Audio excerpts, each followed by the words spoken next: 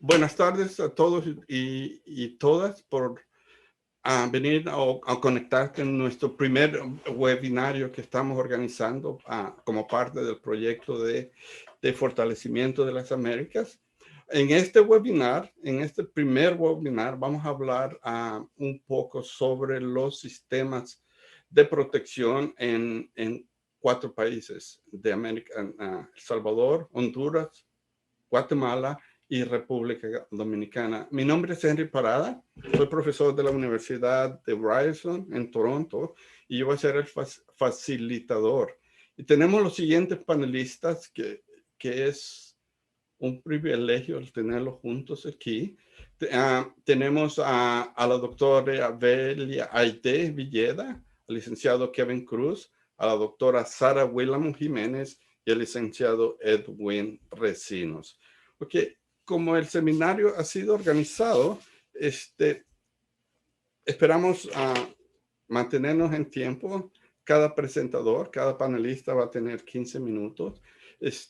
Primero vamos a tener a la doctora Belia Villeda, que nos habla de Guatemala, el licenciado Edwin, que nos habla sobre la situación de El Salvador, y vamos a tener un pequeño receso de 5 minutos para estirar los pies, pero después de que la doctora Belia y Lick Edwin presenten 10 minutos para preguntas. Si ustedes tienen alguna pregunta, por favor, pregunta, sugerencia o comentario, por favor ponerlo en la sección de comentarios para que nosotros podamos, para que los panelistas puedan presentarlos. Después del breve receso, la doctora Sara Willamo de la Pucamaima, República Dominicana, y luego al licenciado Kevin Cruz de Honduras, y después otros 10 minutos de preguntas. ¿Okay? Brevemente, todos los colegas que nos encontramos aquí son parte del proyecto llamado Fortalecimiento de la Colaboración de las Américas sobre derechos de la niñez y adolescencia, ¿verdad? Es una colaboración entre universidades, organizaciones gubernamentales y no gubernamentales, Esto ha sido desarrollado, este proyecto ha durado 7 años, estamos en el 6º año y hemos colaborado brevemente. Ok, la idea del webinario es poder discutir la situación en general de los sistemas de protección dentro de los países que vamos a discutir ahora, ¿verdad? Los colegas se les sugirió que hablaran sobre tres preguntas guías, no a contestar a las preguntas, pero como guía. ¿Cuál es la situación del sistema de protección en su país? Reformas, modificaciones, cambios que se han hecho, o la situación actual, ¿verdad? Fortalezas. También hablar un poquito sobre los hallazgos dentro del proyecto, sobre la situación de los sistemas y posiblemente recomendaciones. Este solamente fuera un guía para los panelistas, ¿verdad? Y ellos van a determinar lo que van a presentar. Habiendo explicado esto, vamos a presentar nuestra primera panelista, la doctora Belia Aide Villeda. La doctora Belia Erazo, es socióloga y trabajadora social egresada de la Escuela de Ciencias Políticas y Sociales y la Escuela de Trabajo Social de la Universidad de San Carlos en Guatemala. La doctora obtuvo su maestría en diseño, planificación y manejo ambiental y su doctorado en seguridad estratégica de la Facultad de Ciencias Jurídicas y Sociales de la Universidad de San Carlos. La doctora Villeda es docente, investigadora y especialista en evaluaciones de impacto ambiental y ella ha trabajado, ella es integrante del Consejo de Ciencia e Investigación de la Universidad de San Carlos en Guatemala. Tiene publicaciones con respecto a sus investigaciones, incluyendo artículos académicos, revistas universitarias, orientadas hacia la temática de la niñez, trabajo social, migración y participación ciudadana. Por último, la doctora Villeda es especialista en investigación social y en políticas públicas de la FAO, con una experiencia laboral en instituciones públicas y organismos internacionales en el área de descentralización, desarrollo municipal, políticas públicas y estudios de género, niñez y adolescencia, seguridad ciudadana y seguridad alimentaria. Con nosotros nuestra colega, la doctora Belia Aide. Bienvenida, doctora. Tardes, buenos días, buenas noches, como diría Saint-Exupéry en El Principito.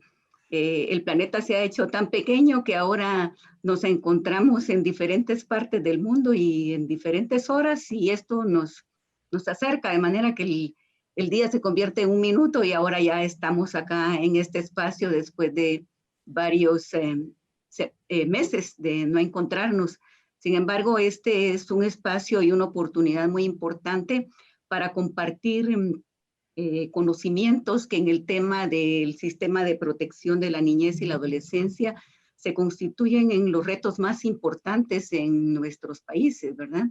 De manera que en el marco de las preguntas que tenemos previamente o que nos van a orientar, creo que es sumamente importante primero tener como punto de partida ¿qué vamos a entender por el sistema de protección de la niñez y la adolescencia?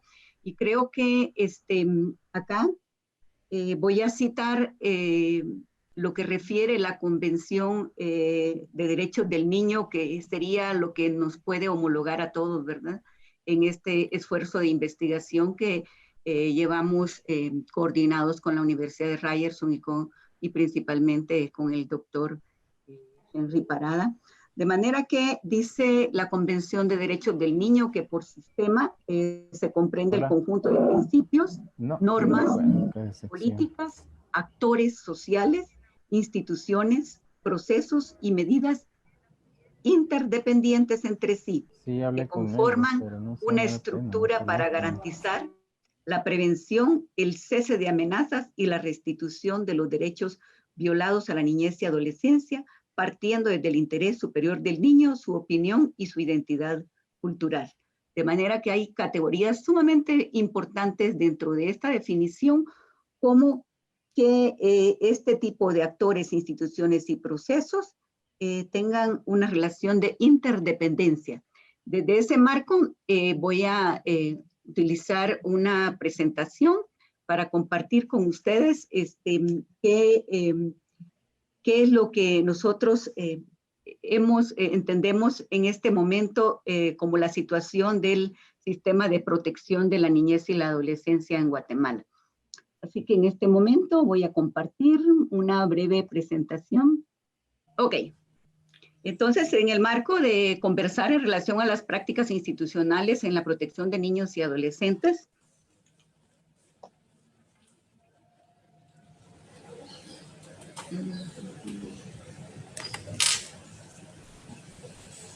creo que hay una parte que aquí no me quedó claro. Bueno, pues creo que es importante partir de cuál es el contexto de país, qué factores son los que determinan el contexto de este sistema de protección.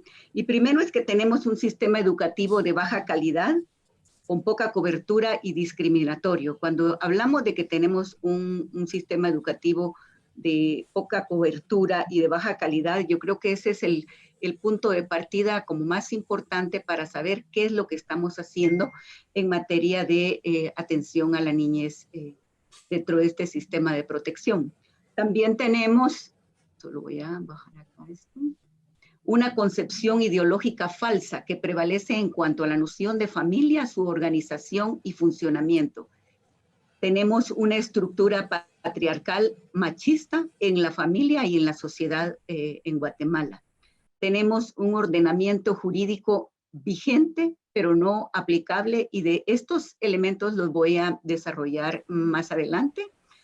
Tenemos instituciones del Estado, organizaciones no gubernamentales y religiosas, que en su mayor parte consideran la institucionalización como solución al problema.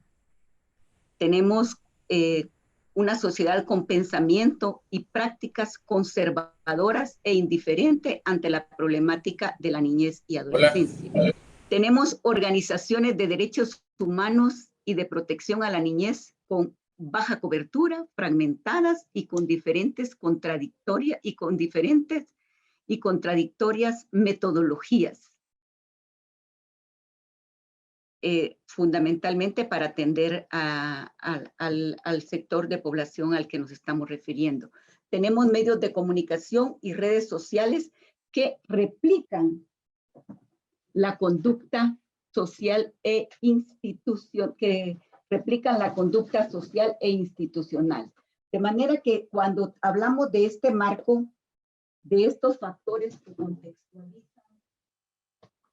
contextualizan la situación de la protección de la niñez y la adolescencia, factores que obstaculizan la protección de la niñez y la adolescencia, vemos que la realidad deviene en diferenciación. Esta realidad deviene en una diferenciación y discriminación de género, en una violencia intrafamiliar, en trabajo infantil, en pornografía infantil, en incesto, en violaciones e infanticidios, lo que en el caso de que sobrevivan los que lleguen a la juventud y a una edad adulta con una vida sumamente marcada, lo cual los hace más vulnerables y desencadena otras patologías sociales en el marco de este contexto. Ahora bien, el sistema de protección en Guatemala está organizado desde la Secretaría de Bienestar Social de la Presidencia de la República. La Secretaría de Bienestar Social inició sus actividades en el marco de la Revolución del 44, específicamente en el año 1945, con el objetivo de atender a los niños de escasos recursos, velando por su salud y proporcionando cuidados y recreación y ayuda material. De manera que hemos visto que la Secretaría básicamente hacía un trabajo asistencialista cuando inicialmente fue creada. El 1 de agosto de 1990, mediante acuerdo 662-90, se emite el reglamento orgánico que define dentro de su estructura funcional otras direcciones dentro de la Secretaría de Bienestar Social de la Presidencia, como tratamiento y orientación de menores y asistencia educativa especial. En 1977 se ejecuta la reestructuración interna en congruencia con la política de modernización del Estado, impulsada por el gobierno de turno, entrando en vigencia un nuevo reglamento. El 21 de noviembre del 2003, ya en el marco se emitió el reglamento orgánico de la Secretaría según acuerdo 752-2003, reformado en diciembre de 2005. Posteriormente se extendieron y con ello se inició una reestructura funcional de la Secretaría en el marco de la Ley de Protección Integral de la Niñez y la Adolescencia, en la Ley PINA. En ese periodo también se creó e implementó el Código de Menores, tal como su nombre lo establece. Tenía como base la doctrina de situación irregular y su vigencia fue de 1979 al 2003. Vean que ya se había aprobado la Convención de Derechos del Niño cuando todavía aquí se trabajaba con la doctrina de situación irregular. Posteriormente se da paso a la doctrina de protección integral y esta reconoce a la niñez y a la adolescencia como sujetos de derecho quienes necesitan protección y atención especial, gozando de garantías como cualquier ciudadano. Esa doctrina anima a que los estados atiendan el interés superior del niño y, por supuesto, dándole otra categoría al niño como sujeto de derechos. En esa dimensión encontramos también que el Sistema Nacional de Protección en Guatemala, como en la mayoría de países de esta región, el órgano máximo de jurisprudencia nacional lo constituye la Constitución Política de la República de Guatemala. y por supuesto le preceden leyes ordinarias, entre las cuales se pueden mencionar la Ley de Protección Integral de Niñez y Adolescencia, es la Ley PINA, la Ley de Educación, la Ley de Descentralización, la Ley de Consejos de Desarrollo Urbano y Rural, la Ley de Desarrollo Social, la Ley de Atención a Personas con Discapacidad, la Ley de Seguridad Alimentaria y Nutricional, la Ley de Registro Nacional de Personas, la Ley Marco de los Acuerdos de Paz, la Ley de Idiomas Nacionales, la Ley de Adopciones, Ley para prevenir, sancionar y erradicar la violencia intrafamiliar, Ley contra el femicidio y otras formas de violencia, la Ley contra la violencia sexual y explotación y trata de personas, la Ley de alerta al Baquenet, la Ley de prohibición de matrimonio con personas menores de edad, la Ley de Registro Nacional de Agresores Sexuales, el Código de Salud, el Código de Trabajo y el Código de Migración. Como podemos darnos cuenta, tenemos todo un sistema de derecho positivo que en un momento determinado debería de ser como la fortaleza de este sistema de protección. En ese marco vemos que tenemos desde 1945 hasta la fecha una institución que ha sido quien ha tenido la rectoría de este sistema de protección de la niñez y la adolescencia en Guatemala, en tanto que dentro de la Ley de Protección de la Niñez y la Adolescencia en Guatemala establece también que esta misma secretaría va a presidir la Comisión Nacional de Niñez y la Adolescencia, y que cuenta con representación ahí es donde está la representación de sociedad civil y de todas las instituciones del gobierno. Sin embargo, hay muchas debilidades dentro de esta Comisión Nacional de Niñez y Adolescencia, ya que desde su creación en el 2003 apenas se han reunido en 2 oportunidades, y otro problema es la ausencia de presupuesto para esta comisión.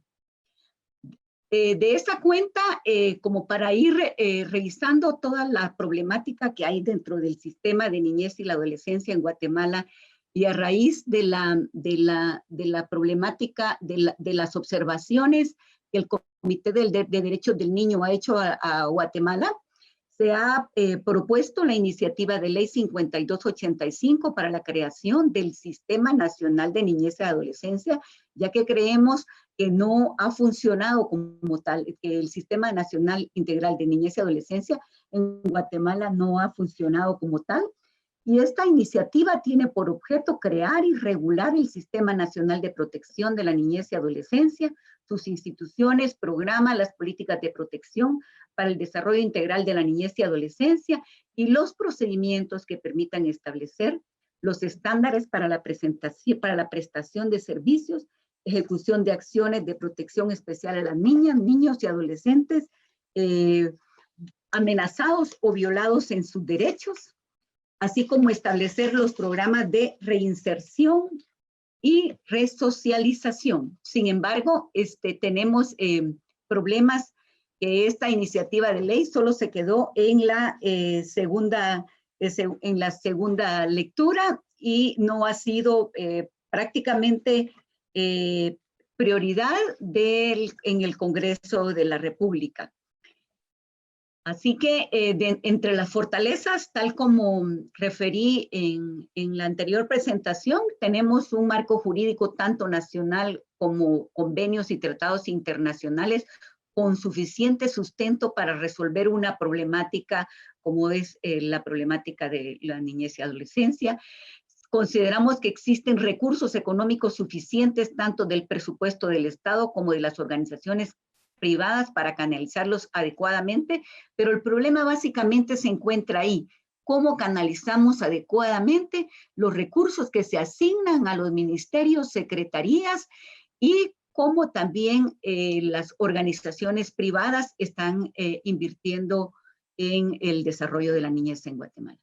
A nivel del sector justicia, la creación del Centro de la Niñez y la Adolescencia, que ha separado la atención con respecto a los adolescentes en conflicto con la ley penal, asimismo como la creación de Fiscalía de Niñez y Adolescencia, Y en ese marco hay todo un avance de normativas, instrucciones que sirven para darle un respaldo al trabajo que se hace en el sector justicia. También las universidades en conjunto poseen los recursos humanos, financieros y materiales para abordar desde el ámbito de su responsabilidad la problemática, de manera que estas se constituyen como en las principales fortalezas que como producto de la investigación hemos considerado nosotros que seguramente en otro espacio podemos compartir en un tiempo más. Sin embargo, quiero también traer acá esta referencia. Dice el informe Best Country for Rising Kids, con base en la encuesta global de percepciones en un estudio comparado de indicadores de entre 80 países, que Guatemala está entre uno de los peores países para criar hijos. Y a veces creemos que en este momento casi que está como en el primer lugar de los peores países del mundo, es donde tenemos más violaciones de niños, niñas, más embarazos en adolescentes, de manera que esto no es casual que este estudio es un estudio del 2020, lo pueden consultar y ahí pueden revisar cómo está cada uno de sus países, de manera qué significa ser niño en Guatemala o ser niña en Guatemala. Esa es una de las situaciones que los niños, las niñas y los adolescentes son mayorías dentro de este país, sin embargo, son tratados como minorías. ¿Por qué hablamos de que los niños son mayoría en este país? Y no solo los niños, las niñas y las mujeres son tratados como minoría. Los niños, niñas, adolescentes, las mujeres y los indígenas son tratados como minorías. Y podemos revisar el censo del 2017, el censo del 2018, donde dice que somos aproximadamente 15 millones de personas, 14.901 de poblaciones en Guatemala. Y de esa población estamos hablando que tenemos aproximadamente 6.655.000 niños, niñas y adolescentes. O sea, estamos hablando casi la mitad de niños, niñas y adolescentes, como el 50% de la población, un poco 49% de la población en Guatemala. Sin embargo, tenemos un sistema que los excluye, un sistema que discrimina y un sistema que no atiende a la niñez y la adolescencia en este país. ¿Cuáles son los hallazgos principales en la investigación? Por supuesto que pudiéramos entrar en más tiempo para discutir los hallazgos principales en la investigación, pero básicamente el análisis... Disculpe que le interrumpa, doctora, un minuto, ¿verdad? Sí, claro. Ajá. El análisis de prácticas evidencia que se enfatiza en la investigación y sanción de los perpetradores, exponiendo la atención psicosocial del niño y niña, y los puntos de entrada al sistema son determinantes en los procesos de protección de la niñez y la adolescencia, que se convierten como en espacios de detección. El recurso humano con que cuentan las instituciones no ha sido especializado en temas de justicia en favor de niños, niñas y adolescentes. No existen capacitaciones para abordar la práctica de la justicia especializada, especialmente como resultado de la etnografía institucional. Consideran que existe falta de recursos económicos, tecnológicos y profesionales para realizar las funciones, especialmente como propuestas de los actores. Los usuarios requieren que se evite el atraso de los procesos desde el momento de la denuncia porque están desesperados y se invierte mucho dinero. Se debe mejorar la investigación para ubicar recursos familiares y para definir medidas de protección. Tomar en cuenta la importancia del diseño e infraestructura de las instituciones para evitar ese encuentro que sucede en las salas de espera entre victimarios y víctimas, ubicar rutas de evacuación y mejorar la infraestructura de jardines lúdicos, atención con calidez y sensibilidad. Y entre las recomendaciones, una reforma educativa desde el nivel primario al universitario que modifique el enfoque y las metodologías utilizadas hasta ahora, campañas masivas para cambiar el enfoque y la atención de la niñez y la adolescencia avanzada en derechos humanos, principalmente en derechos de la niñez, aplicar la legislación existente para la protección de la niñez y de la adolescencia y generar sanciones más fuertes a los adultos que violen las mismas. Generar sanciones específicas hacia los padres que no cumplen con sus responsabilidades y permitan o fomenten las vulnerabilidades de sus hijos menores. Y finalmente, impulsar metodologías de atención de no institucionalización a la niñez y adolescencia vulnerable, salvo casos que amerite y siempre que los enfoques sean integrales, no carcelarios, no discriminatorios por razones de género, que impulsen la formación, estudio, trabajo y como prioridad en la búsqueda de hogares sustitutos que compartan estas metodologías. Muchísimas gracias. Esta es la presentación y voy a salir. Muchas gracias, doctora Villegas, muchas gracias. Recuerde, si ustedes tienen una pregunta, una sugerencia o comentario, ponerlo en la sección de comentarios, ¿verdad? Al final, cuando termine Lic Recinos, el licenciado Recinos, vamos a tener una sección de preguntas. Ok, gracias, doctora, una vez más. Déjeme presentar a Edwin. Permítame un segundo para poder encontrar la información. Déjeme introducir a Edwin. Edwin es licenciado en Sociología de la Universidad de El Salvador, licenciado en Ciencias Jurídicas de la Universidad Francisco Gavidia, especialista en el sistema local de protección y en sistemas interamericanos de derechos humanos con especialidad en el ámbito de la ley de la Lepina. Además, otras áreas de especialización: derechos humanos, desarrollo local, gerencia y administración de proyectos, masculinidad y género, derechos de la niñez, adolescencia. Okay. El licenciado Recinos tiene experiencia en investigaciones social, diseño de gestión de proyectos, formación de equipos multidisciplinarios y tiene más de 25 años trabajando en el área de derechos humanos de la niñez y adolescencia. Licenciado Recinos, bienvenido. Tiene el piso. Buenas tardes, hora de El Salvador. Agradecerles la invitación de participar en el proyecto, en la investigación. Bueno, vamos a hacer como una pequeña reflexión sobre nuestro sistema de protección, también sobre el contexto pues, en que nace y, por supuesto, algunos hallazgos y recomendaciones. Para comenzar, pues, la primera diapositiva.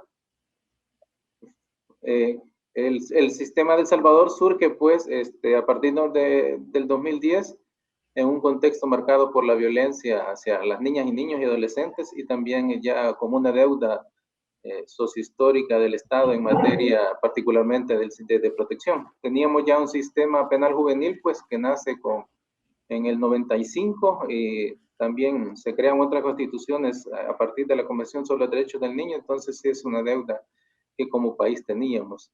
Nace obviamente a presión de diversos organismos internacionales, pues, y también de la necesidad de, obviamente, de tener una especialización en la materia. Bueno, un poco de los datos, en el antiguo sistema era manejado por el Instituto de la Niñez y Adolescencia, el ISNA. Entonces, lo que hallamos es que en el 2004 teníamos una cantidad de niños de 6,000 niños prácticamente víctimas de la violencia, pues, y teníamos la medida más gravosa, que es el acogimiento, 756 niños y niñas y adolescentes en centros de protección, es decir, que están prácticamente, si se puede decir, privados en entorno familiar. Pues claro que hay visitas familiares, pues, pero sí están prácticamente desarraigados de su espacio natural de convivencia.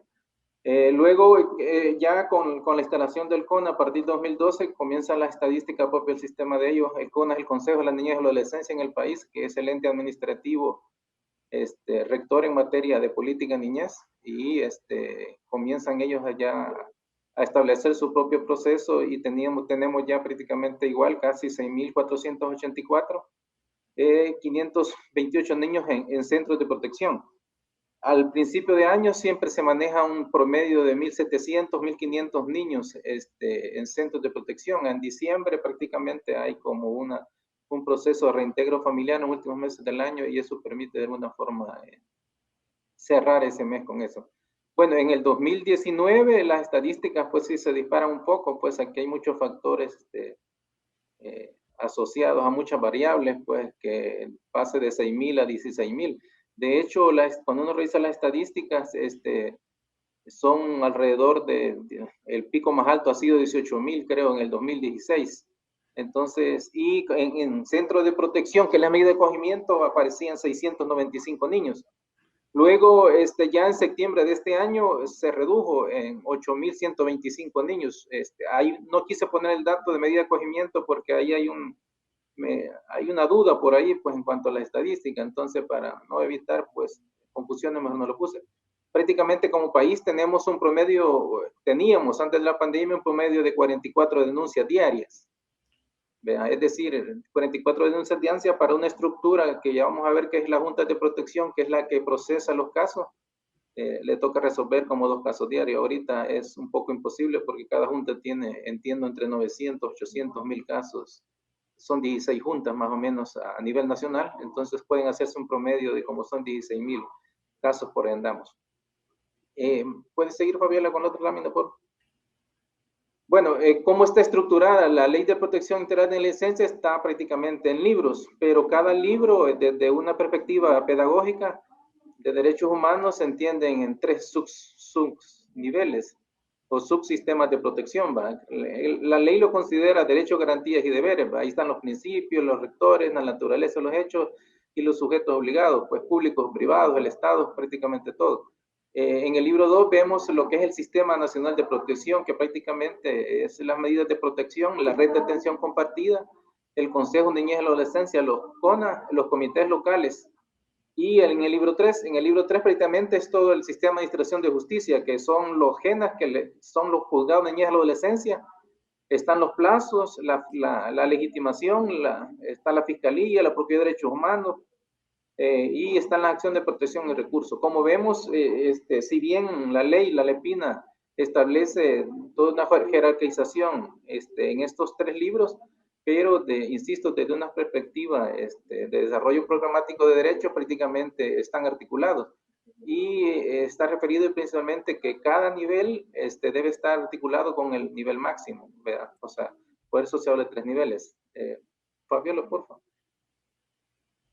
Bueno, esta es la lógica de la LEPINA. Nosotros, bueno, en el sistema lo vemos en la práctica, digamos que el sistema es un todo, es lo micro, es lo macro, y en ese sentido, pues, el sistema de nosotros radica desde la lógica de una protección. Aquí hay que hacer un análisis alrededor principalmente de cómo este sistema de protección debe también estar articulado principalmente con las políticas públicas universales. Esta lógica responde precisamente por ese andamiaje que la misma estructura de la LEPINA ha creado. Esto ha posibilitado, pues, que en el marco de las políticas universales todavía, y ya lo vamos a ver un poco en los hallazgos, pero sí, todavía no ha sido, digamos, incidida, permeada o de alguna forma reflexionada desde los sistemas de protección y las políticas públicas. Las políticas focalizadas asistenciales aquí las desarrollan la FISDL, que es el Fondo de Inversión Social de Desarrollo Local, lo que a través de los programas de transferencia condicionado. La lógica sería, pues, de que todos estos programas que desarrollan los estados, cuando un niño llega víctima de la violencia, se conecta a estos sistemas. Es decir, por ejemplo, si un niño de 10 o 8 años llega con que la familia subsiste con $1 o $2, que es lo que prácticamente una característica de nuestro sistema, pues de nosotros, no sé, creo que de Honduras y Guatemala puede estar igual. Es decir, que estas políticas focalizadas o universales puedan conectarse. Es decir, mira, aquí tengo un caso con esta característica de un niño y pueda referirlo. Sin embargo, todavía estamos ahí en ese proceso, pues que no se ha logrado. Y como les decía, la política de protección, pues desarrollada por las juntas de protección y el juzgado de niñez y adolescencia, y las políticas de garantía son los juzgados de medidas y ejecución de menores. Tiene que ver con los jóvenes en conflicto con la ley penal. El sistema de jóvenes en conflicto con la ley penal es un data de más largo, como les decía, de 1995. está más desarrollado en términos de operatividad del sistema. Es decir, aquí sí ya están más definidos los roles de cada institución. Claro, aunque la LEPINA particularmente recoge los roles, digamos, de cada ente o de cada institución, sin embargo, en la práctica hay muchas dudas todavía en cuanto a las competencias. Por ejemplo, a las juntas de protección le llega casos de custodia, le llega casos de conflictos familiares que deberían de alguna forma solucionarse por juzgado de familia o otra instancia judicial o administrativa. Sin embargo, hay una carga en relación también a las juntas de protección. Y lo otro es la política de participación.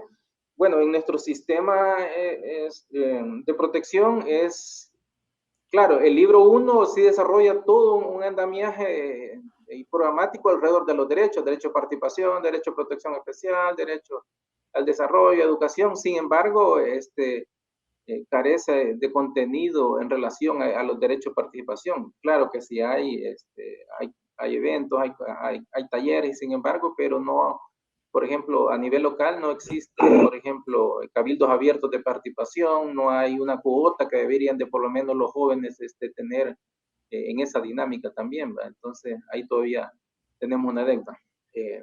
La otra, por favor.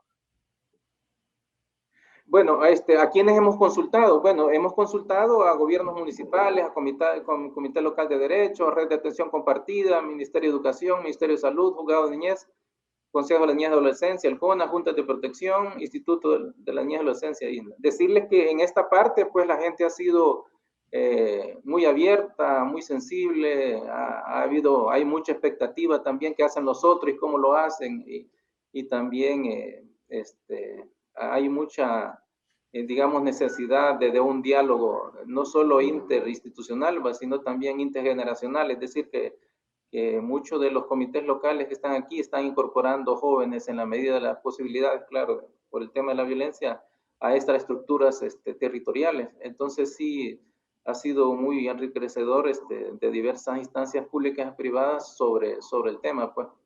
¿Vean? Esas son prácticamente a quienes hemos consultado. Los hallazgos preliminares, ¿pueden ponerle otro, por favor? Los hallazgos preliminares, ¿pueden poner la otra, porfa? Los hallazgos preliminares están relacionados principalmente, la otra, porfa. Bueno, primero, al avance en el reconocimiento, la exigibilidad, justicialidad de derechos. Aquí prácticamente lo que hay es que desde los comités locales se está estableciendo como un proceso de diálogo, ¿verdad? Y que busca de alguna forma que cuando hay derechos, particularmente el derecho a la educación, que de alguna forma está siendo afectado, digamos, a nivel local, los comités locales de alguna forma están negociando, están señalando, están a la vez estableciendo procesos de concertación para que ese derecho colectivo no siga afectando a una determinada población. Generalmente, cuando he consultado a los comités, sí, el derecho que es más, de alguna forma, afectado es el derecho a la educación y que está relacionado con la forma de diálogo, con la forma de corregir a un niño, es decir, está más relacionado a conductas muy particulares, a determinados prestadores del derecho a la educación, maestros y maestras, y también a algunos entornos comunitarios, ¿verdad? Que la gente de alguna forma está viendo, mire, yo tengo este problema, entonces acude a los comités. La otra es la necesidad de revisión y sistematización de la experiencia e implementación del sistema. Como país, o creo, sí hay investigaciones que nos dicen, ¿verdad? Sobre principalmente la situación de los derechos humanos en general, pues, y un poco el tema del avance. Sin embargo, no hay poca sobre todo el quehacer del sistema, es decir, de los demás integrantes que anteriormente habíamos mencionado, como la red de atención compartida, la junta de protección, y entonces es poca la sistematización que tenemos, pues obviamente, y reflexión sobre este punto. El otro que tenemos es el reconocimiento en el imagiнаrio institucional sobre los sistemas. Aquí es bien interesante porque en el 2010 que nosotros andábamos capacitando maestros en centros escolares, públicos o privados, sí había mucha reacción, digamos, un poco desagradable, por decir la palabra, pues porque que ustedes andan implementando una ley de CISA, que son derechos libertarios, que las niñas los van a dejar libres para que hagan lo que quieran. Entonces sí hubo mucha como resistencia, digamos, a querer desarrollar este proceso. Después de 10 años, pues sí hay, por lo menos a nivel institucional o a nivel personal de los prestadores de servicios, sí que los niños tienen derecho. Y otra cosa es en las prácticas, pues, o sea, las prácticas es una de las grandes deudas que tenemos porque todavía no hemos incidido sobre las prácticas institucionales en relación al interés superior que llamamos. La otra, porfa. Lo otro es, bueno, la inquietud y incertidumbre pedagógica sobre el desarrollo del sistema, teniendo como base la implementación. Esto desigual se relaciona que en muchos municipios, claro, hay un avance muy significativo en relación al marco normativo que establece la LEPINA, pero también en los procesos de participación. Es decir, los municipios que aquí en El Salvador presentan mucho desarrollo en el tema de niños y adolescencia tiene que ver primero con la voluntad política y personal de los alcaldes. Eso sí, por lo menos las alcaldías que he podido entrevistar sí reflejan eso. Y bueno, en consultas que hemos hecho ahí con la gente en su entorno, en el municipio, sí se observa, pues hay veces tienen hasta 14 o 15 programas entre becas para primera infancia, adolescentes, canasta, por la pandemia, etcétera. Entonces sí tiene un gran caudal positivo de recursos que eso ha generado también ese desarrollo. Pues entonces uno muy claro que muchos municipios es bien poco también en términos de recursos, ¿va? También lo otro es el reduccionismo del sistema de protección especial. Prácticamente esto está enfocado a que el sistema ahorita no ha logrado desarrollarse de su tercer nivel, como les planteé antes. El enfoque de nosotros es prácticamente es un enfoque basado a partir del, si se puede decir, del daño, no a partir del desarrollo. Entonces eso sí es un poco que hay que pensarlo. O sea, de hecho el sistema se llama política de protección. La Constitución de nosotros habla del desarrollo, ¿verdad? Pero allí hay que hacer una reflexión sobre si queremos protección o queremos desarrollo. Entonces sí, por ahí va esa reflexión, ¿verdad? Que es un poco compleja. El otro, el paralelismo de las políticas públicas y el sistema de protección, es decir, como ya veníamos planteando, pues que por ejemplo en el tema de educativo, el sistema de protección está un poco alejado en su planteamiento filosófico y ontológico, es decir, que muchos principios y elementos constitutivos de los derechos humanos todavía no se reflejan en el sistema educativo, entonces eso hace un poco más difícil, es decir, lo que debía de agarrar el sistema arriba como política pública educativa es lo que nos llega a nosotros el sistema de protección, pues entonces ahí es todavía un tema sumamente complejo. Bueno, un poco las recomendaciones, no sé cuánto tiempo me queda, un poco de las recomendaciones, a ver si la otra, porfa. Henry, no, hay algunas reflexiones, vamos a la otra, que la primera es que es necesario que revise y se sistematice, es decir, de los diferentes niveles. El sistema de protección nuestro, como se los hice ver, tiene diferentes niveles. Entonces esos niveles deben de articularse con los demás procesos y ahorita todavía estamos en esa fase, pues solo nos hemos centrado en el sistema de protección y no hemos todavía desarrollado los otros niveles. Claro que debe haber, claro, obviamente a base en materia de política pública, pues de educación, salud, vivienda. Sin embargo, no podemos ahorita determinar o medir el impacto en ese proceso. Lo otro es importante el articular la protección especial con el sistema de protección que permita fortalecer de la reparación y la restitución de derechos. Cuando hablamos de eso, estamos hablando principalmente de lo que la doctrina establece, que son obligaciones positivas y negativas de ser una serva. En esta materia todavía estamos en esa fase de reparar, es decir, sacar al niño del entorno violento, pues de alguna forma restituir el derecho que ha sido violentado o vulnerado. Entonces, lo que estamos planteando es prácticamente que sí debe haber un enfoque precisamente basado en el desarrollo de sus capacidades. O sea, no hay edad para participar, sino capacidad para hacerlo. Es lo que prácticamente plantea este enfoque basado en el desarrollo y claro, responde a los principios básicos de los derechos humanos. La otra, porfa. Bueno, y es necesario vincular a políticas públicas con el sistema de protección y que las políticas se conviertan en instrumento de desarrollo. Por el momento, lo que existe en las políticas públicas universales o focalizadas es que no hay una conexión dentro del sistema de protección. La lógica pedagógica más que jurídica, nos permitiría establecer como ese vínculo, ese contacto que deberían de haber entre lo local, pues, y lo super, es decir, las políticas universales. Ese es otro gran reto que tenemos. Lo otro es importante fortalecer el rol pedagógico jurídico de los comités locales, que tengan mayor visibilidad e incidencia entre los territorios. Esto tiene también que ver que por el momento los comités locales a veces no tienen esa visibilidad y esa incidencia en los municipios. O sea, ahí andan en centros escolares pidiendo permiso. Vea, y también hay que analizar el tema también de las funciones también, va, y dejarlo claro, porque muchas veces ellos están un poco bastante emocionados, entusiasmados en hacer las cosas y no tienen todavía la función determinada, quieren resolver problemas de derechos individuales, es decir, de violencia, cuando no tienen las competencias jurídicas por el momento. Bueno, y lo otro es importante priorizar los contenidos pedagógicos de la LEPINA como herramienta de aprendizaje colectivo. Esto está referido a que debemos seguir todavía fortaleciendo los procesos de diálogo, de desarrollar los principios programáticos que establece el libro 1 de la LEPINA, que tiene que ver con el derecho a la educación, el derecho a la salud, el derecho a participación, y que todavía no logra visualizarse un poco en las prácticas institucionales y también en las políticas públicas focalizadas y universales. Eso sería quizás un poco en el resumen en este proceso que llevamos de investigación, pues, y por ahí iría terminando quizás. Tengo dos preguntas.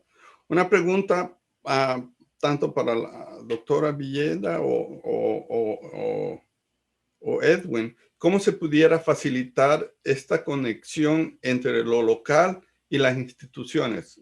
Ok, la repito, no me queda claro.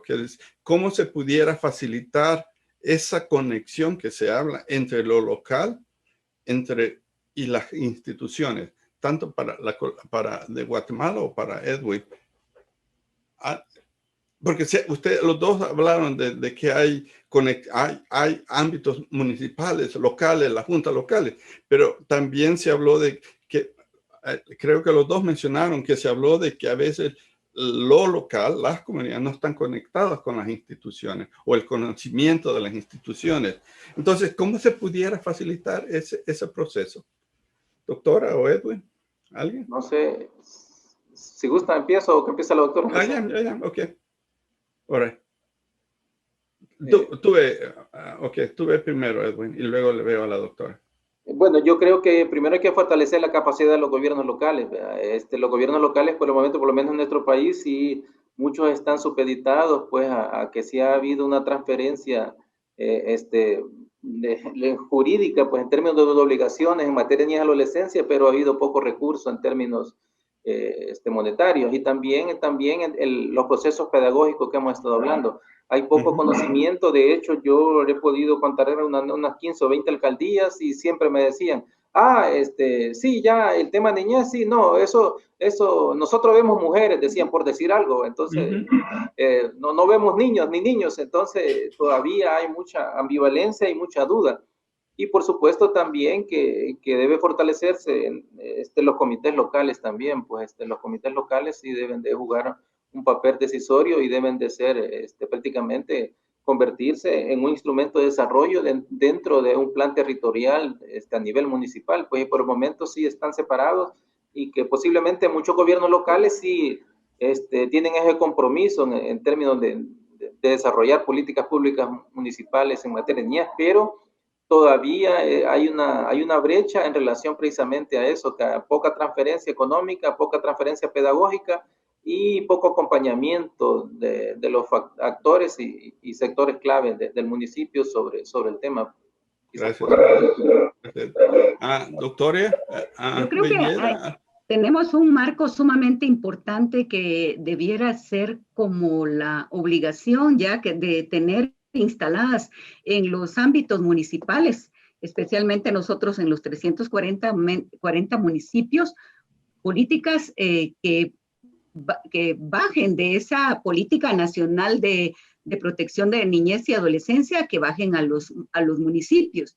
Sin embargo, hay un desconocimiento de parte de los consejos municipales en relación a esta situación. No obstante, en Guatemala tenemos la ley de descentralización, la ley de consejos de desarrollo y la misma ley PINA que establece la Comisión Nacional de Niñez y Adolescencia, que debe ser como el órgano rector que vigile que efectivamente hayan comisiones, oficinas o comisiones de niñez y la adolescencia. ¿Qué pasa? Si de los 340 municipios, en algunos, en 130 existen oficinas de protección integral a la niñez y adolescencia. Existen comisiones municipales de niñez y adolescencia en el país. Sin embargo, hay un problema en cuanto a cómo funcionan estas comisiones. Yo creo que no hemos entendido cuál debe ser el compromiso en el marco de ese sistema de protección. Creemos que celebrar el Día del Niño o ir a hacerles una actividad lúdica, eso es cómo debe funcionar estas comisiones municipales. Yo creo que lo importante es que sigamos generando conocimiento en relación a la importancia de ir desde el nivel municipal al nivel nacional y del nivel nacional al nivel local, que haya como un encuentro de ese compromiso que debemos tener en función de la niñez y la adolescencia. Y también acá creo que hay otras instituciones que son sumamente importantes que aglutinan a los alcaldes en toda nuestra región. En Guatemala, la Asociación Nacional de Municipalidades, y así en cada uno de nuestros países. Y si nosotros vía la ANAM no podemos monitorear este proceso, porque vean que para mí como investigadora en este tema hemos llegado a la ANAM y en la ANAM nos dicen, hay que mandar un correo, hay que hacer esto, de manera que no hay como un motivo o un informe que nos pueda decir a nosotros, estas son las comisiones reales que tenemos en este momento, estas son las políticas, pero igualmente pueden haber políticas, pero falta lo más importante, que es el presupuesto, que se va a invertir en la niñez y que efectivamente se monitoree cómo está el derecho a la educación, cómo está el derecho a la salud en los municipios, porque los grandes ausentes son los maestros y los sistemas de salud también en este sistema. Un tema sumamente importante. Gracias, doctora. Tal vez Edwin brevemente nos podría contestar que dice, ¿a qué se refiere cuando dice que hay que decidir si queremos protección o desarrollo? Tú sí, correcto. Esto tiene que ver precisamente con cómo concebimos a la persona, es decir, si son poseedores o sujetos de derecho.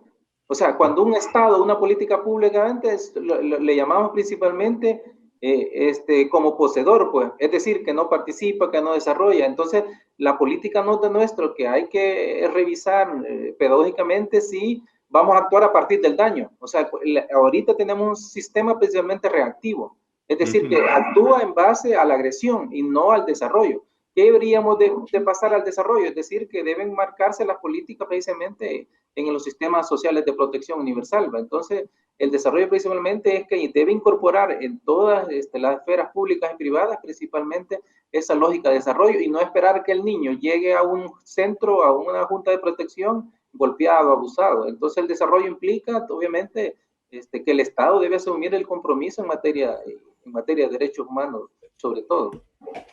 Muchas gracias, doctora. Muchas gracias, Lick.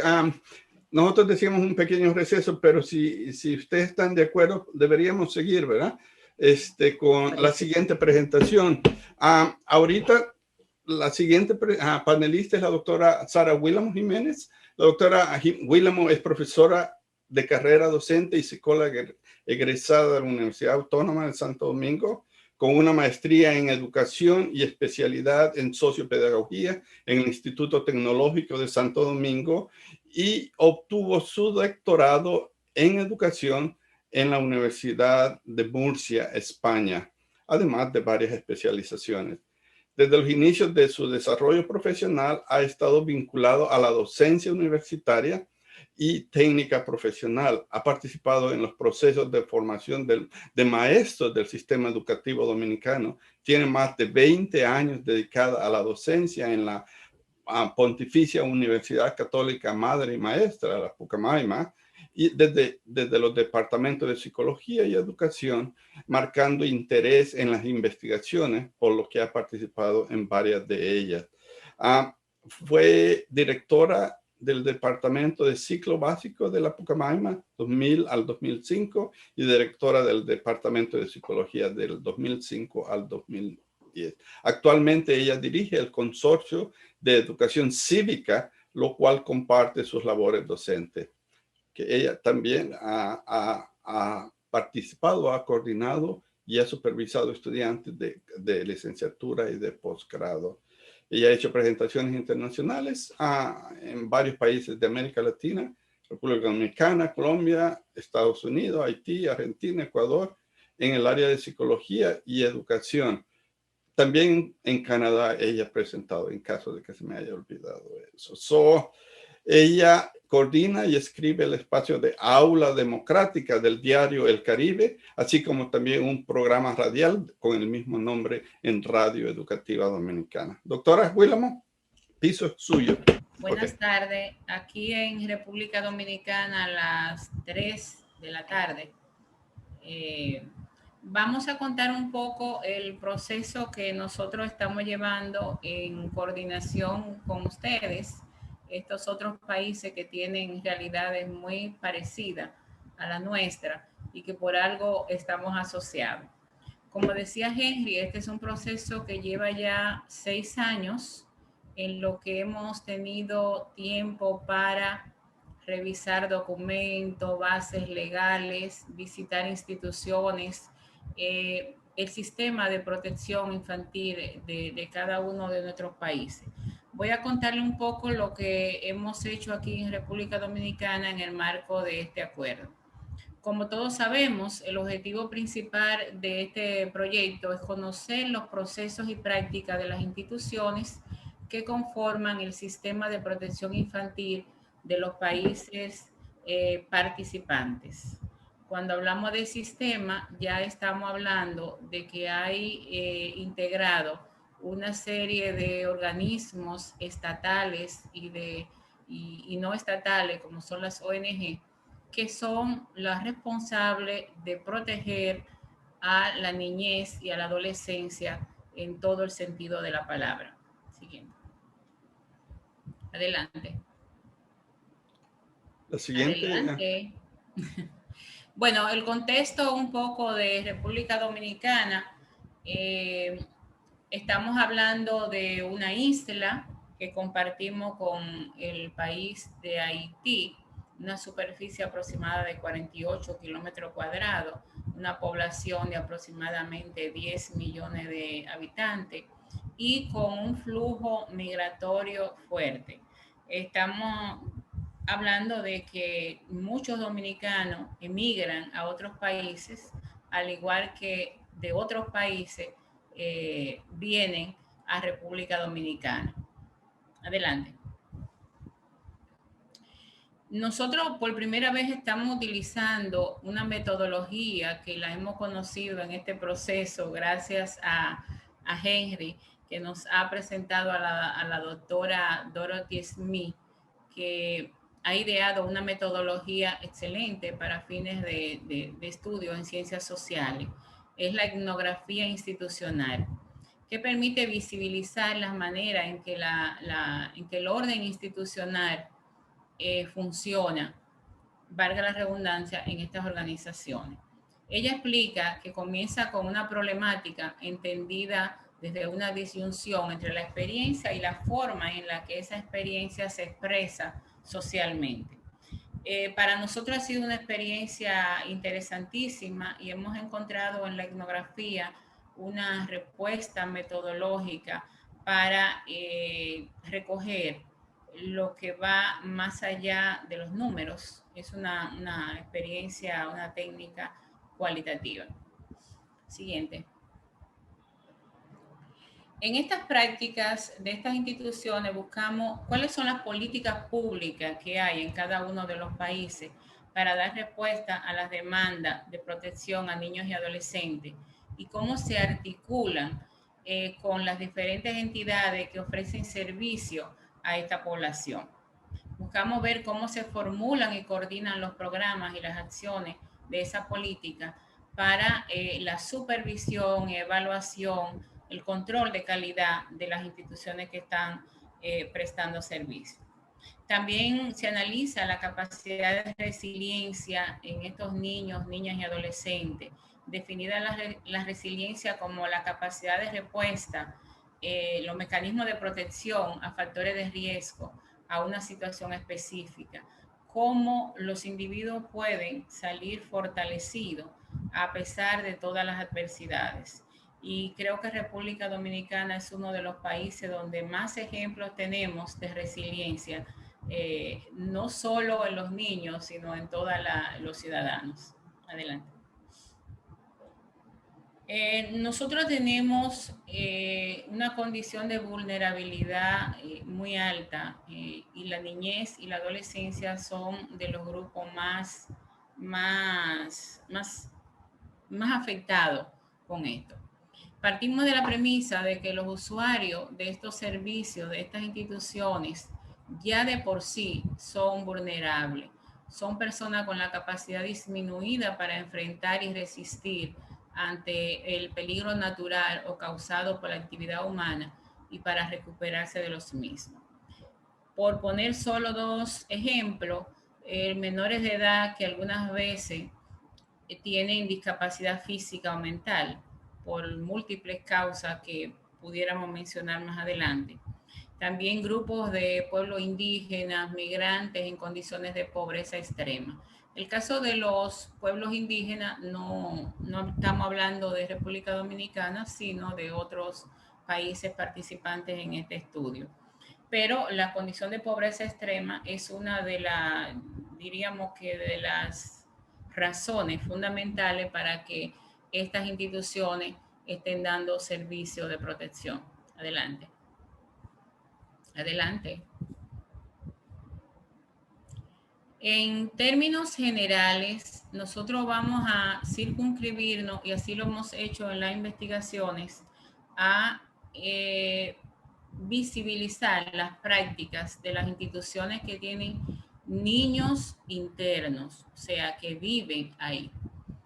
Es la población foco de esta investigación. En el caso de República Dominicana, según el Censo Nacional de Niños, Niñas y Adolescentes, nosotros tenemos organizaciones de atención residencial, hay 72 gubernamentales y múltiples ONG. Tienen un total de 3.030 niños y niñas bajo su protección. Incluye abuso y maltrato intrafamiliar, abandono de los padres, explotación laboral, entrega voluntaria, padres que lo entregan a estas instituciones porque no pueden, no tienen condiciones para tenerlo, negligencia de todos los tipos, migración irregular, niños que se recogen de la calle, que andan deambulando. Tenemos de CONANI, que es el Consejo Nacional para la Niñez, que más tarde vamos a hablar de él, que rige todo el sistema, 403 niños, niñas, adolescentes en los hogares de paso. En estos hogares de paso, los niños pueden tener una estadía no mayor de 6 meses. En 6 meses, el sistema tiene que darle respuesta de a qué institución o si son adoptados o si van a ser adoptados, pero lo máximo que pueden estar en estas instituciones son 6 meses según la ley.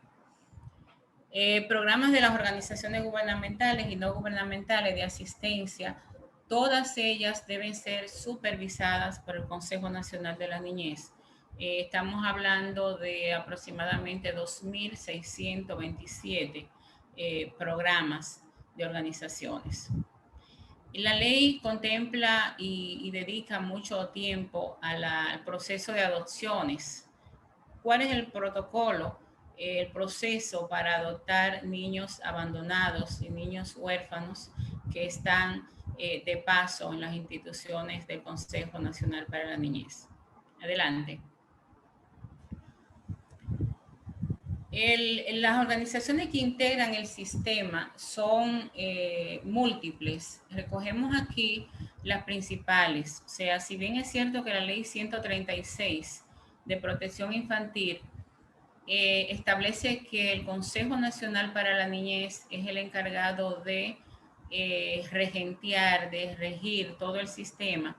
Esto debe hacerlo de manera integral con organizaciones estatales como el Ministerio de Salud Pública, hay hospitales especializados en niños y adolescentes, organizaciones no gubernamentales, tenemos muchísimas fundaciones y organizaciones descentralizadas, ONG, que tienen instituciones de protección, instancias especializadas del Poder Judicial, hay una Procuraduría de Niñez y Adolescencia especializada para estos casos, Fiscalía del Distrito Nacional, Fiscalía Provinciales y los tribunales de niños, niñas y adolescentes. Son de las conquistas que se han conseguido últimamente, porque antes estos casos iban a los tribunales normales y ahí había de todo, pero en este momento existen tribunales especializados. Adelante. La base legal, como ya hemos adelantado, pudiéramos establecerla a partir de 1991. El país ratifica la Convención sobre los Derechos Humanos, aprobada por las Naciones Unidas en el 89. La legislación sobre niñez y adolescencia en el país se compiló en el Código para la Protección de Niños, Niñas y Adolescentes aquí en el país. Se revisó el marco legal y se aprobó el Código de Protección de Niños y Adolescentes, que es lo que conocemos hoy como la Ley 136, y que deroga la Ley 1494, que era la que regulaba estos casos de niñez. Adelante. La Estrategia Nacional de Desarrollo también tomó en cuenta la protección infantil, y menciono algunos casos. Subraya la responsabilidad de la nación frente a los niños y las niñas en materia de participación, salud, educación, seguridad, desarrollo integral en el ámbito social. Existe en la actualidad en grandes retos en materia de efectividad de esas leyes aprobadas. A propósito de este tema que estamos abordando de protección de los menores de 18 años de edad y de integración de esto a la dinámica compleja de la sociedad. Quiero subrayar aquí el tema de la participación. Es en estos últimos años que se está tomando en cuenta el darle participación a los jóvenes en las discusiones de los temas de interés para ellos. Generalmente son decisiones políticas definidas por los adultos y pocas veces se le da participación a que ellos tengan voz en estas políticas. Adelante. Tenemos también la Constitución Dominicana, que contiene un artículo, el 56, que habla de la protección de las personas menores de edad y lo establece como de alto interés nacional, la erradicación del trabajo infantil y cualquier tipo de explotación de niños y adolescentes. Persigue promover la participación activa y progresiva de los niños, niñas y adolescentes, la vida familiar, comunitaria y social, colocando en la mano del Estado todo lo que sea de bienestar para la familia y la sociedad, que debe garantizar que estos preciudadanos, así le llaman, conozcan el funcionamiento del Estado y sus derechos fundamentales y deberes. Siguiente. ¿Qué hemos hecho nosotros aquí en este proceso de investigación? Utilizamos, como ya lo dije, la etnografía institucional, que es un método cualitativo, alternativo, que nos lleva a producir conocimiento de una manera diferente a los métodos positivistas, llamado adjetivista. Es un método más acorde para todo lo que es las ciencias sociales, psicología, sociología, trabajo social y ciencias políticas. Todos conocemos la discusión entre los métodos cuantitativos y los cualitativos, donde no restamos importancia a ninguno, sino que lo vemos como complementario, pero que a los que trabajamos con seres humanos nos es más fácil trabajar con el método cualitativo. Comenzamos en las realidades de la vida cotidiana de algunos de los involucrados, y nos enfocamos en cómo esa realidad estaban entretejidas, o sea, las relaciones sociales que se hacen entre los diferentes actores que participan, en este caso, en las instituciones de protección. Contempla también un mapeo de la relación entre los sitios locales, organizaciones y las experiencias macros y micro, haciendo visible cómo la realidad cotidiana está conectada con los procesos de regulación social. Esto es una cita del señor Smith con relación a la etnografía institucional. Adelante. Adelante. La colección de datos hemos utilizado básicamente 4 técnicas. Hemos hecho entrevistas a profundidad a los diferentes actores de las instituciones, directores de instituciones, psicólogos, trabajadores sociales, docentes, administrativos, hasta personas que trabajan de guardianes, hemos entrevistado. Observaciones, todas estas instituciones se han visitado y se han observado su funcionamiento cotidiano, además de recoger documentos que ellos utilizan generalmente en su trabajo. Por ejemplo, el documento para fichas, para dar ingreso a un niño o a un adolescente, procesos, instrumentos de evaluación de cómo entra esa persona, y obviamente el mapeo, que ha sido también utilizado por la mayoría de nosotros. Siguiente. Un minuto, doctora, un minuto. Ajá. ¿Me queda? Ajá. Ah, bueno, pues me voy casi a los resultados. Bueno. Debo decir que nosotros nos hemos ceñido a los planteamientos éticos que se establecen para investigar con personas, y justamente nuestra universidad tiene una comisión de ética que ha tenido que aprobar todos los instrumentos, las guías de entrevista y todo para poder ser utilizado. Nos hemos asegurado de que las instituciones nos den los permisos correspondientes para entrar en su seno al hacer la investigación. Las que se han negado, como es el caso del sistema de justicia, pues respetamos eso y nos hemos manejado con la documentación escrita nada más. Siguiente. Pues vámonos entonces a los resultados.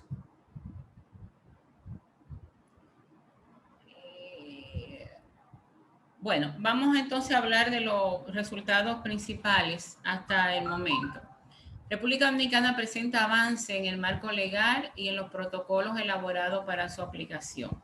La protección de los niños, niñas y adolescentes descansa en una diversidad de instituciones, fundaciones, algunas locales, otras internacionales, las cuales se instalan aquí y obviamente tienen que contar con los permisos y la supervisión del Consejo Nacional para la Niñez, que tiene que garantizar que en ellas están realmente protegidos los niños y que no están siendo violentados en sus derechos.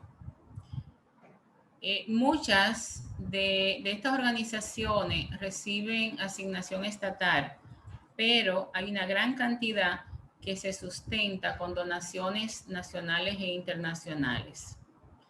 Estas organizaciones a veces son fundadas y gerenciadas por organizaciones predominantemente católicas, y hay de otras organizaciones religiosas también, inspiradas en la fe, dice un entrevistado. Según la ley de ONG, que es la ley 122, estas organizaciones pertenecen al grupo de asistencia social, servicios de salud, educación, nutrición, ambiente, protección de recursos naturales, asistencia a niños, niñas y personas envejecientes, clubes de servicio. Siguiente. La estructura física de donde funcionan estas organizaciones son muy sui generis. Casi ninguna ha sido construida para eso, sino que son casas de familia que poco a poco se van adecuando y se van acomodando como pueden, pero no son, la mayoría, estructuras que han sido construidas para esto. Por eso, en muchas ocasiones se observan hacinamiento y poca higiene encontramos también en algunas de ellas. A estas instituciones llegan los niños gubernamental, generalmente referidos por CONANI o por la Fiscalía. Ya hablamos que CONANI generalmente tiene hogares de paso, no de residencia. Cuando tienen un niño que no tiene familiares, que no tiene dónde ir, ellas lo refieren a las instituciones que ya tienen ubicadas, que reciben niños. Algunos tienen especificidades con relación a su ingreso. La mayoría de los niños y adolescentes gestionan el ingreso a los centros con la esperanza de poder estudiar. Esto nos lo encontramos con mucha frecuencia. Niños que se ponen una lista de espera para ingresar a la institución X, porque ahí tienen garantizado por lo menos sus estudios y la alimentación. Algunos centros privados, como es el caso de algunos grupos religiosos, tienen su propia escuela y otros lo inscriben en la escuela pública más cercana. Las actividades artísticas y deportivas que se practican en estos centros generalmente dependen también del Ministerio de Educación, que les suple los docentes y los entrenadores que van a trabajar con ellos. Siguiente, me queda medio minuto. Adelante. Los recursos humanos. Esta es una parte importantísima porque en estos centros encontramos muchos profesionales, algunos de ellos nombrados por el Estado, nombrados por el Consejo Nacional para la Niñez, sobre todo psicólogos, trabajadores sociales, docentes que provienen del Ministerio de Educación. Pero encontramos también mucho personal voluntario. El personal voluntario tiene un problema y es la inestabilidad. A veces son personas que van a trabajar por 2 o 3 días, muy bien intencionados, pero que no van a sostener en el tiempo y mucho menos tiene tiempo de participar en los procesos de capacitación y de entender bien el tipo de trabajo, aunque esas capacitaciones se le ofrezcan. Entonces encontramos muchas personas con excelentes intenciones, pero que todavía no ha recibido la capacitación necesaria y cuando la recibe ya se va, porque es un personal de paso, pudiéramos decir, para seguir utilizando el concepto. Esto trae como consecuencia que incurran muchas veces en violaciones de algunos elementos éticos. Ya sabemos que toda esta rotación de personal tiene una serie de problemas con relación a lo que se hace con los niños y las niñas. Adelante. Hemos avanzado con relación a los protocolos de práctica. Aunque la ley 136 ya ha generado muchos de estos protocolos para referir y atender a estos niños con vulnerabilidad, algunos no se aplican todavía en la mayoría de los casos. Por ejemplo, cuando un niño es entrevistado para fines de hacer un proceso forense, se supone que el psicólogo es el único que debe entrevistar a ese niño y a partir de ahí el psicólogo es el que habla por él, por ejemplo, en un proceso judicial. Aquí muchas veces ese niño es entrevistado y abordado por el director de la escuela, por el profesor, por todo el mundo. Entonces ya eso es una violación a un protocolo que está establecido, pero que en la práctica no lo tenemos bien llevado. Ya hemos dicho que el organismo rector de estas acciones es el Consejo Nacional para la Niñez, quien debe supervisar y garantizar la calidad de los servicios que está ofreciendo en el sistema general. Sin embargo, por alguna razón que trataremos de definir, no está cumpliendo dicho rol. En el caso de CONANI, ustedes saben que tiene cobertura a nivel nacional y muchas veces, y ellos lo dicen así, no tienen los recursos económicos y humanos para dar respuesta a todo lo que la ley contempla que deben hacer. El Estado Dominicano no ofrece el soporte económico necesario para el funcionamiento de las mismas. Eso lo explica una de las entrevistadas. Los servicios de salud de los niños, niñas y adolescencias los reciben en los centros que previamente están acordados con el Ministerio de Salud Pública, y algunos disponen de servicios de enfermería y atención básica en el mismo centro. Adelante. Decana, doctora, la dejamos ahí. No, terminamos ya casi. Parte de la rutina de las actividades y como norma de las instituciones están siempre las reflexiones y oraciones de los grupos religiosos a que pertenezcan. Las normas disciplinarias incluyen limpiar, fregar o privación de alguna actividad. Reciben visitas en días y horarios específicos y cada uno tiene su normativa de permiso para salir de vacaciones. Quiero leer el último párrafo, que es un poco un reconocimiento a los avances que hemos tenido como país y dónde nos encontramos en este momento en términos de expectativa de que las cosas sigan mejorando. Adelante, Fabiola, la última. Nosotros estamos esperanzados en que esos protocolos que están ahí y que están bien elaborados podamos ir mejorando en la práctica. Hay ahora instituciones nuevas que se incluyen en el sistema, que son los centros de atención a la primera infancia y los centros de capacitación para familias, que son una esperanza en términos de cómo está definido que funcione. En este momento se discute una ley que pretende prohibir el matrimonio infantil, y es una respuesta al maltrato infantil y a las violaciones sexuales que tenemos con frecuencia. Tengo que dejarlo ahí. Esta presentación va a estar disponible para los interesados y estamos a la disposición para cualquier pregunta. Gracias, doctora. Gracias. ¿Qué pasó aquí? Me sacó del sistema. La última presentación es con el licenciado Kevin Cruz. Kevin es graduado de la licenciatura en Sociología y candidato a la maestría de Sociología por la Universidad Nacional Autónoma de Honduras. Es miembro investigador del grupo de trabajo de Claxo en infancia y él ha coescrito o es coautor de artículos sobre la juventud hondureña en aspectos de exclusión y la juventud hondureña en su relación con los estados neoliberales, publicado en la revista de Ciencias Sociales. Kevin es docente del Departamento de Sociología y actualmente es el encargado de supervisar los datos de Centroamérica como parte del proyecto de RCIP en colaboración con Ryerson. Kevin.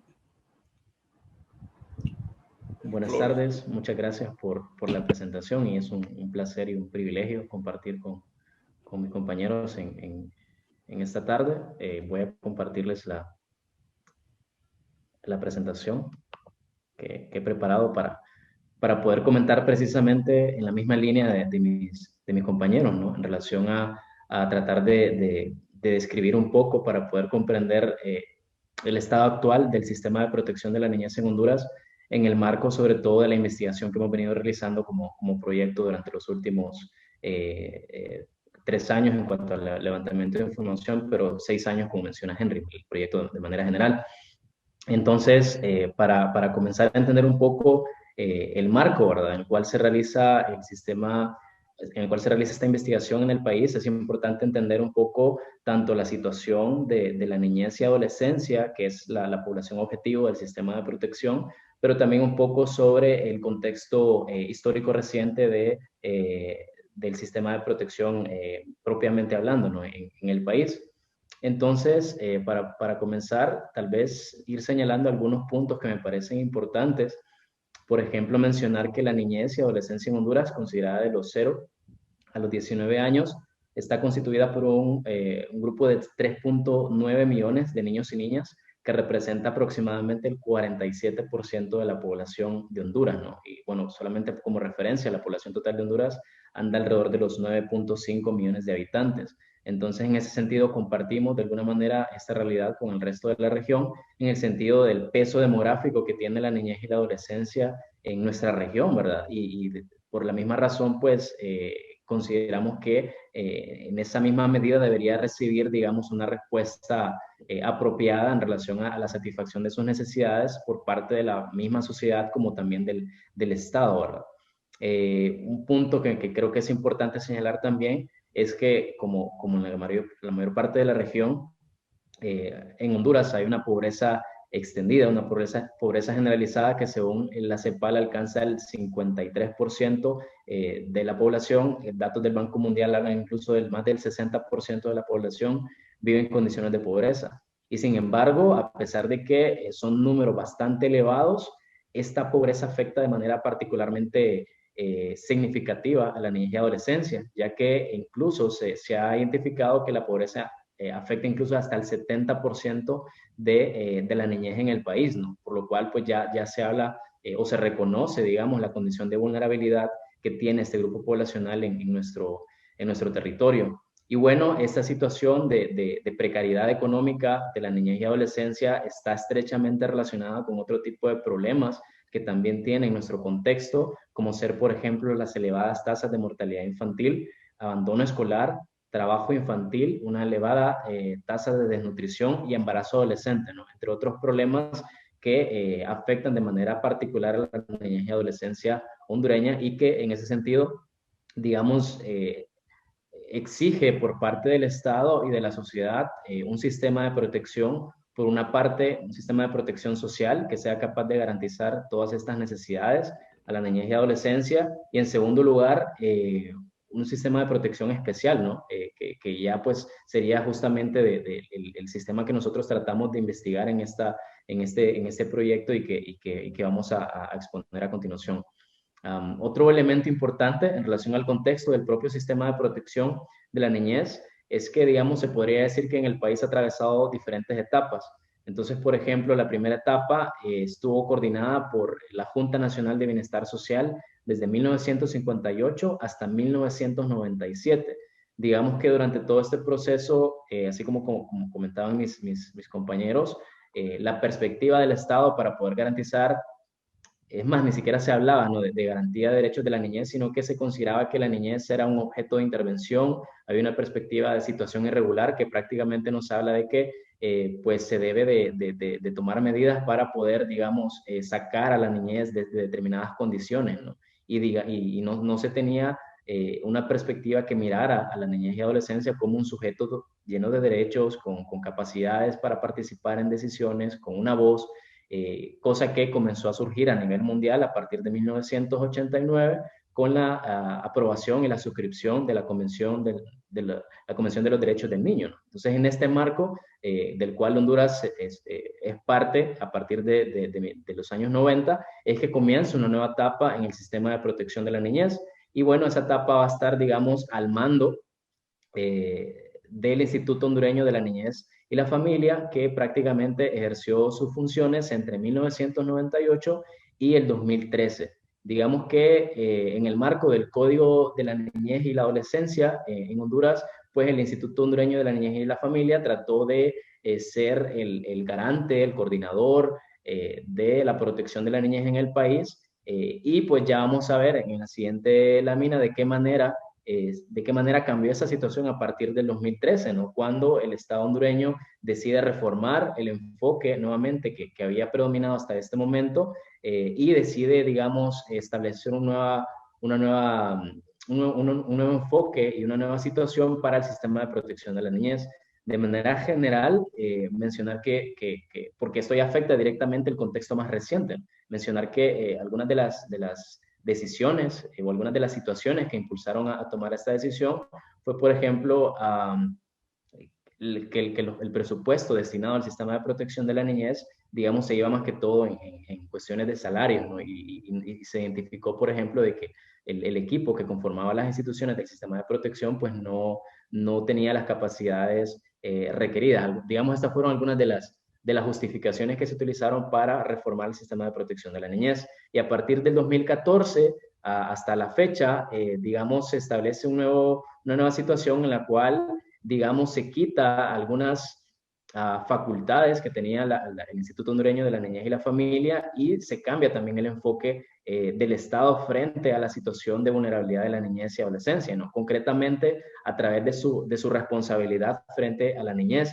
ya que a diferencia del sistema anterior, digamos, donde el Estado se encargaba de proteger y de recibir a los niños en centros, hogares, digamos, que pertenecían al Estado, a partir de las nuevas reformas al sistema de protección, el Estado ya digamos, se distancia de ese papel de proteger directamente a la niñez y se asume solamente como un garante que supervisa y que coordina las diferentes iniciativas y las diferentes instancias que ofrecen servicios de protección a la niñez y adolescencia, ¿no? Entonces, para entender un poco el estado actual del sistema de protección, es importante mencionar que la Dirección de Niñez, Adolescencia y Familia, o DINAF, que es la institución rectora del sistema de protección actualmente, tiene diferentes programas que constituyen prácticamente su quehacer, ¿verdad? Para poder responder a las necesidades de este grupo de la población. Entonces, solamente a modo de puntualizar estos programas, por ejemplo, se encuentra un programa de consolidación familiar, que es el que se encarga de los procesos de adopción.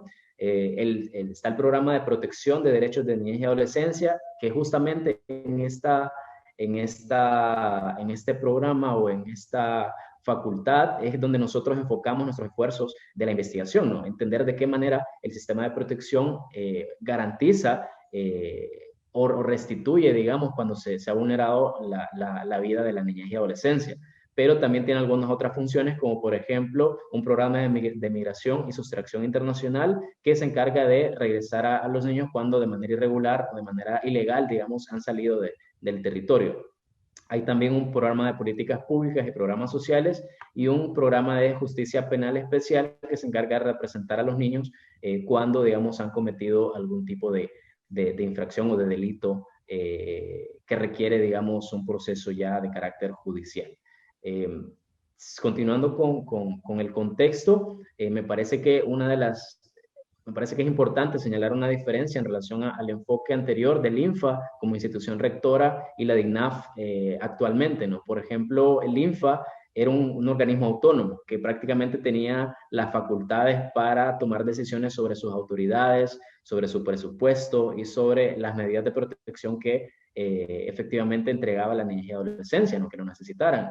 Sin embargo, la DINAF ya no es una institución autónoma, sino que es un organismo desconcentrado que se encuentra adscrito a la Secretaría de Estado de Desarrollo e Inclusión Social y por lo tanto pierde esa autonomía para tanto presupuestaria como política, ¿no? Para poder tomar decisiones en relación con la niñez. Y bueno, mencionar que esto también significó una reducción bastante significativa de su presupuesto y que eventualmente pues también tiene algunos efectos o consecuencias en su quehacer, ¿no? Algunas de esas consecuencias, por ejemplo, subordinación al Poder Ejecutivo y por ende una pérdida de la autonomía, como ya lo mencionábamos, reducción en la libertad presupuestaria, ya que el presupuesto es asignado directamente por la Secretaría de Finanzas, y también una reducción de su infraestructura, puesto que muchas de sus funciones previas dejan de ser responsabilidad de la institución, como ya lo había mencionado, y pasan a asignarse a organizaciones no gubernamentales o a los gobiernos locales, ¿no? En este caso. Entonces, ¿de qué manera se refleja esto en la realidad?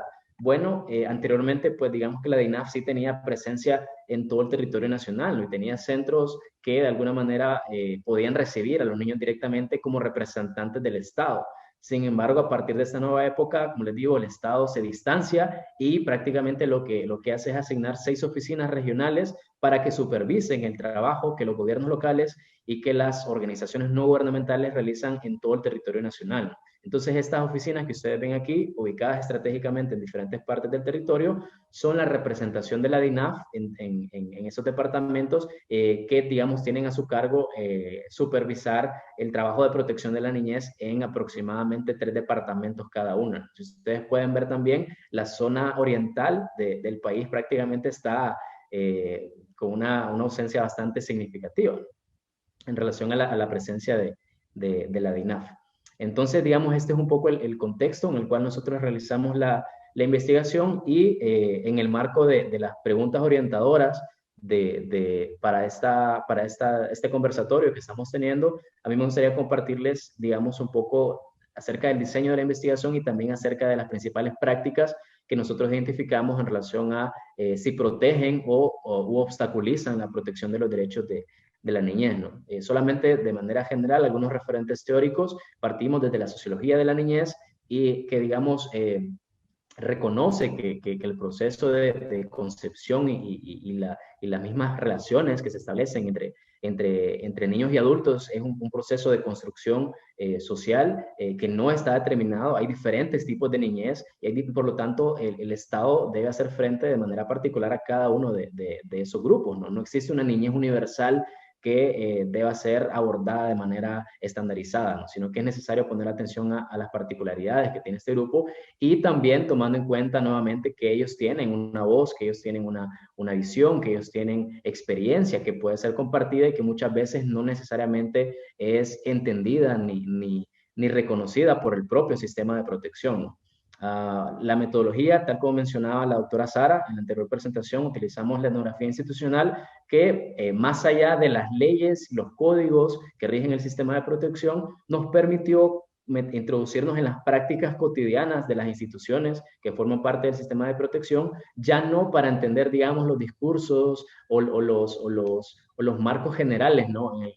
En los cuales muchas veces se lleva a cabo el trabajo de protección, sino que concretamente qué es lo que se está haciendo, qué es lo que hacen los trabajadores en la vida cotidiana, cómo tratan a los niños, qué procesos tienen que llevarse a cabo para que un usuario, un familiar o un niño o una niña reciba protección por parte del Estado, ¿no? Y bueno, para esto nosotros entrevistamos a diferentes personas de diferentes instituciones, tanto estatales como no estatales, que pertenecen ya sea a la DINAF, a la policía, al Ministerio Público, centros educativos, ONGs, es decir, diferentes actores que constituyen, ¿verdad?, el sistema de protección de la niñez. Entonces, en base a esta exploración que nosotros realizamos, es que comenzamos a identificar algunos hallazgos, algunos patrones en el sistema de protección, ¿no? Es importante mencionar que nosotros, digamos, tratamos de entender las diferentes etapas que atraviesan los niños y adolescentes cuando reciben protección por parte del sistema.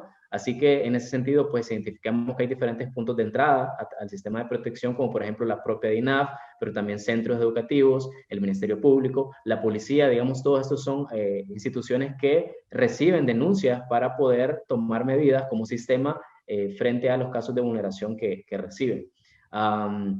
Asimismo, pues, dependiendo del tipo de vulneración, se transfieren a diferentes instituciones, ya sea para institucionalizarlos o, digamos, para resolver inmediatamente el problema que tal vez haya tenido con su familiar o con la persona que de alguna manera haya vulnerado sus derechos. Entonces, esto solamente de manera general para entender un poco las prácticas que nosotros logramos identificar a través de todas estas etapas que les comento, ¿no? A través de la etapa de la introducción al sistema, a través de la etapa de la aplicación de las medidas de protección e incluso a través de la etapa de ya el proceso de salida, ¿no? ¿Qué prácticas nosotros logramos identificar que favorecen u obstaculizan la protección de los derechos de la niñez? Entonces, en esta tabla ustedes están viendo las prácticas que favorecen, ¿no?, que nosotros consideramos que son positivas por parte del sistema de protección para poder, digamos, garantizar sus derechos, ¿verdad? Entonces, una de estas prácticas fue, por ejemplo, una intervención temprana, tanto por profesores y autoridades en centros educativos que permiten,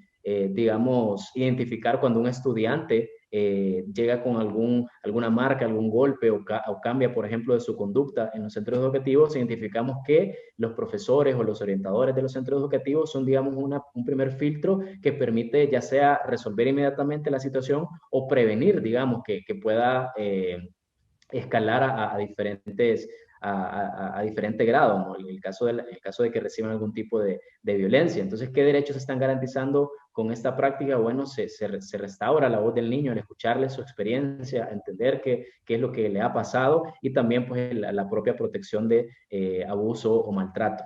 También se identificó que hay una comunicación cercana con las instituciones para brindar apoyo a los niños vulnerados. Se identificó que existen buenas relaciones entre, por ejemplo, el Ministerio Público, la DINAF y las organizaciones no gubernamentales que reciben en sus hogares a los niños que en dado caso que lo requieran, pues necesiten de una institucionalización, ¿no? También se identificó que, por ejemplo, se le ha dado bastante prioridad a que en todos los centros, ya sea del Estado o de las organizaciones no gubernamentales, se cuente con atención psicológica para poder entrevistar a los niños y a las niñas que han experimentado algún tipo de vulneración.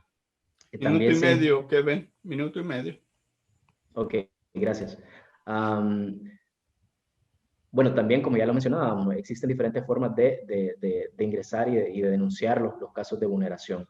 Por otra parte, algunas prácticas que identificamos que tal vez están obstaculizando o que impiden la protección efectiva de los derechos a la niñez, por ejemplo, se identificó, y este es un problema en todas las instituciones que nosotros entrevistamos, una escasa disposición de recursos e institución del sistema de protección. El Estado y las instituciones no tienen los recursos financieros y logísticos para poder movilizarse, para poder pagar personal, para llevar a cabo la protección de los derechos de la niñez. También se cae a veces en procesos de revictimización, ya que generalmente los niños y niñas en todas las instituciones y en todas las instancias tienen que estar repitiendo su experiencia de abuso, de maltrato, y por lo cual nosotros identificamos que esto es pues, una práctica que está revictimizando a la niñez en las diferentes etapas, ¿no? Hay ausencia de protocolos para atender casos particulares de niñez, por ejemplo, de niñez de la comunidad LGTBI o, por ejemplo, niñez que pertenece a pueblos afrodescendientes o indígenas. El Estado todavía tiene, digamos, ese reto de crear protocolos para proteger a la niñez y adolescencia, y también se identificó que a veces hay personal no cualificado que no tiene una formación académica para trabajar con la niñez y adolescencia. Y para concluir, algunas consideraciones finales en relación a este proceso. Identificamos que todavía existe una distancia bastante considerable entre lo que dice la Convención de los Derechos de la Niñez y lo que realmente hacemos en nuestro contexto para protegernos a este grupo de la población. Por lo tanto, se considera también una de estas brechas, una de estas distancias, es la asignación de recursos, ¿no? Por lo tanto, se considera que el Estado, así como todas las instituciones encargadas del sistema de protección, deben asignar los recursos necesarios y una infraestructura suficiente para que puedan hacer su trabajo de manera efectiva. En cuanto a las prácticas cotidianas, urge la creación de protocolos que estandaricen la interacción entre trabajadores y usuarios del sistema, particularmente para atender a grupos vulnerables como la comunidad LGTBI, población indígena y niños con diferentes discapacidades. Asimismo, es necesario asignar personal competente y calificado en todos los niveles e instituciones que conforman el sistema de protección. Y finalmente, consideramos que es necesario que el propio sistema fomente procesos de investigación como los que estamos realizando y evaluaciones externas que permitan sistematizar y compartir los conocimientos que se están generando por los propios trabajadores para mejorar las prácticas a nivel nacional, ¿no? De modo que, así como se atiende en la zona rural, se atiende en la zona urbana, así como se atiende en el oriente del país, se atiende en el centro, ¿no? Que no haya diferencia en cuanto a la atención debido a la zona geográfica en la cual se encuentran las instituciones. Y bueno, por mi parte, eso es lo que tenía que compartirles, así que muchas gracias y estamos pues abiertos a cualquier consulta. Muchas gracias a los panelistas, mucha información interesante. Hay varias preguntas que tal vez las podremos contestar vía correo o hay varias preguntas. La relación, las tengo aquí. ¿Cuál es la relación del sistema con los otros organismos del Estado? Salud, educación. Algunos de ustedes lo han mencionado. También hay otra pregunta que dice, la razón por la cual todos repiten de que no existe un personal capacitado para entender las necesidades. ¿Cuáles son los factores por la carencia de personal capacitado? Y parece que a otra persona dice, ¿cómo se puede abogar para poder tener más fondos, más recursos al sistema de protección? Esas son varias preguntas que nos aplican a todos nosotros aquí y tal vez las pudiéramos contestar.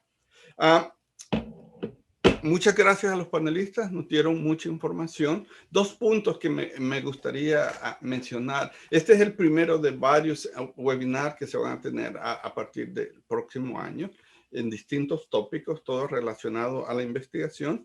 Y algo que nosotros estamos sumamente contentos es que esperamos que a principios de año se publique a través de la Claxo un libro que habla sobre todos estos elementos. Estamos ya casi al final de la producción del libro y esperamos que a principios del próximo año se publique. Va a ser un libro abierto y para que todos puedan accesar y esperamos que ustedes lo revisen para ver si puede ayudar en algo. Muchas gracias a todos y ustedes, todos y todas, por su presentación.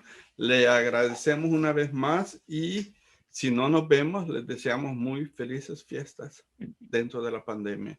Cuídense mucho, permanezcan saludables y estaremos pronto, ¿verdad? Cuídense todos. Hasta pronto. Bye. Hasta luego. Bye bye. Gracias a todos.